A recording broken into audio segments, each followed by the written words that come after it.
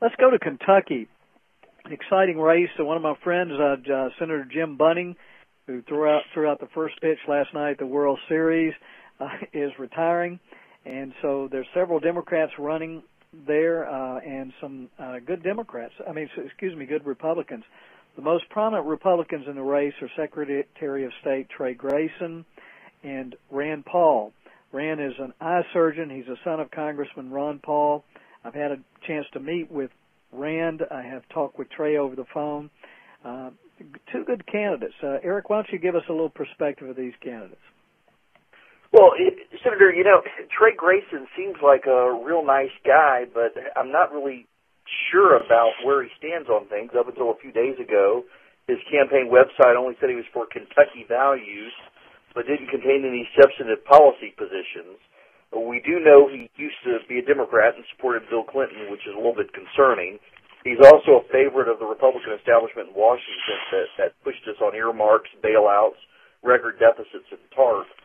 They've been hosting D.C. fundraisers to help him, which just leaves me bothered tremendously. His main challenger is Rand Paul. He's anything but an insider. He's running a populist grassroots campaign that's been based on things that matter to conservatives. He shocked everyone when he outraised Grayson in the third quarter of this year. Dr. Paul's website and his speeches are full of information about his positions. He's against the spending, bailouts, and debt being racked up in Washington. He's pro-life. He's pro-Second Amendment. He's pro-defense. He formed and ran the Kentucky Taxpayers Alliance back in 1994.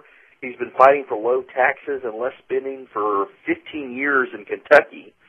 An October Rasmussen poll of Kentucky's U.S. Senate races shows the Republicans Grayson and Paul besting the Democrat Dan Mongiardo. I can't even pronounce his last name, I'm afraid. Mongiardo, I believe, in the general election. Democrat Jack Conway is deadlocked with Grayson in the general election and holds a 4-point lead over Rand Paul. This is significant because Rand Paul isn't known statewide like the other candidates, and yet he's still competitive. And I'll tell you, there was a poll that came out tonight on WAHU television in Kentucky that has Rand Paul leading Trey Grayson in a survey of Republicans in the state. Okay, let's take a caller. Let's go to Nancy in Kentucky. Nancy, are you there? Yes, I'm here. That you just answered my question because I did hear that Trey Grayson used to be a Democrat, and I had listened to Ron Paul, and I really do like the way Ron Paul talks about the conservative.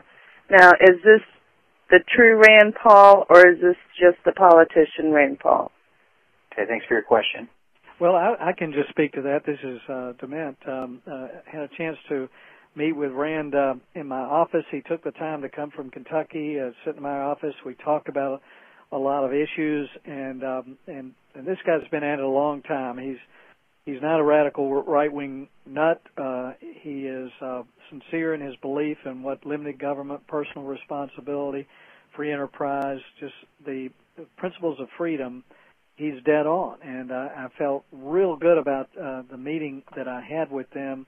He just talked very comfortably about conservative principles, and he was just well grounded. I haven't had a chance to spend his